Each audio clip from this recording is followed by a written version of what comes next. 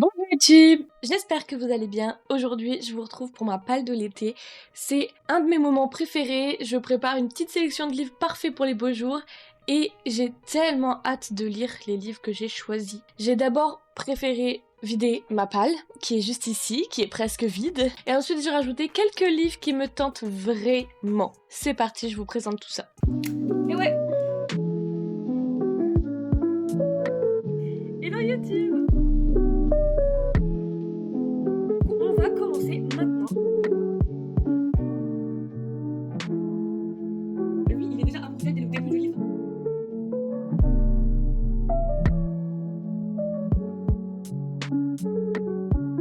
Tout d'abord, j'ai décidé de lire Briar University tome 2, donc The Risk de Hayley Kennedy. Donc là, on commence avec une romance sportive parce que l'été, sans un peu de drama universitaire et de tension amoureuse, c'est pas vraiment de l'été. Et là, The Risk, c'est la suite de Briar University tome 1 que j'ai adoré. Pourquoi je l'ai choisi? Parce que je sais que Hayley Kennedy m'accompagne la plupart du temps pendant l'été et que c'est une valeur sûre. Elle sait doser humour, tension et émotion, et ce tome-là promet une relation enemies to lover avec une héroïne badass et un hockeyeur un peu trop sûr de lui. Donc j'achète direct.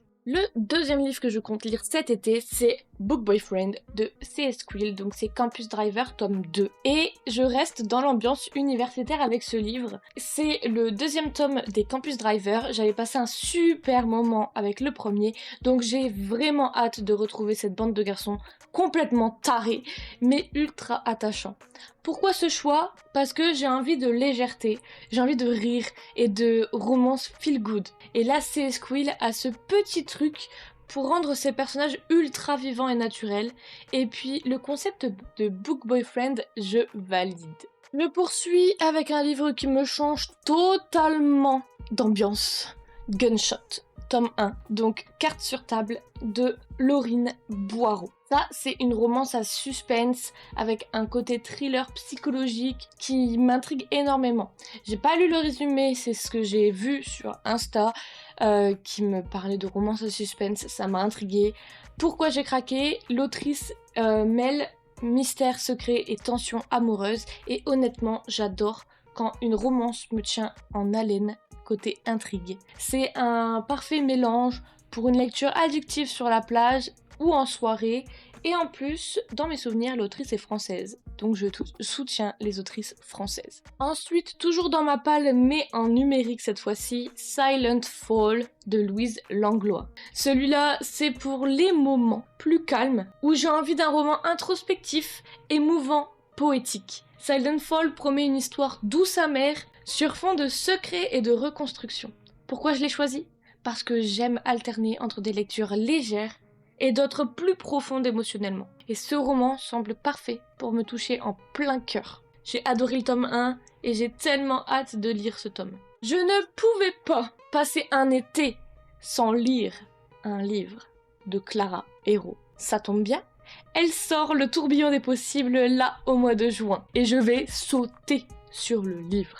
Parce que l'été, c'est aussi le bon moment pour croire en la magie du quotidien. Et ce livre-ci promet une belle leçon de vie, de la douceur, de l'espoir et un petit vent de fraîcheur. J'ai tellement hâte.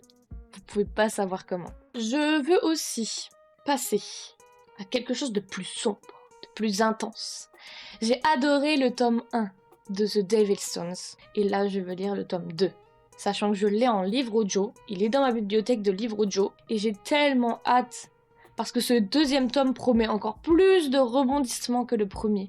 C'est du dark romance. En vrai, je sais pas vraiment si je peux dire que c'est de la dark romance, mais en tout cas, il y a de la tension, il y a des dilemmes, il y a des personnages torturés. Vraiment, moi j'adore me plonger dans ce genre d'univers, donc j'ai vraiment hâte. Ensuite, toujours dans ma bibliothèque audible, j'ai Divine Darkness de Anna Triss.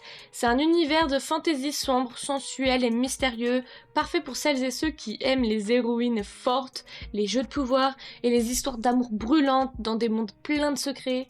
Ce roman me semble idéal pour une immersion totale, et j'avais envie un peu de fantasy, parce que là, clairement, je n'ai pas de fantasy dans ma liste. En 8, c'est toujours dans ma bibliothèque audible, et c'est Trottle de Lorraine Asher. Donc là, on part dans un monde de Formule 1, avec une romance pleine d'adrénaline. C'est le genre de roman qui allie vitesse, passion, tension romantique. Et franchement, je suis curieuse de voir comment l'autrice mêle le sport automobile et l'amour, la romance.